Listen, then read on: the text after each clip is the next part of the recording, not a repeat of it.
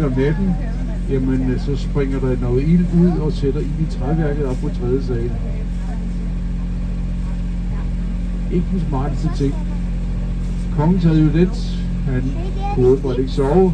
Han opdager, at der lugter ganske forfærdeligt røg, men der plejede at gøre, og undersøger sagen nærmere, og finder ud af, at der kommer røg ud fra et værelse op på 3. sal, som indeholdt kongens voldtægtssager.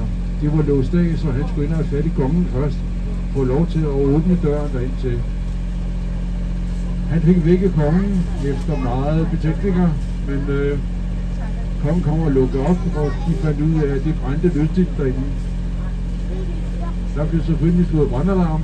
Alle gæsterne blev jaget ud af køjen og ud i Slotsgården.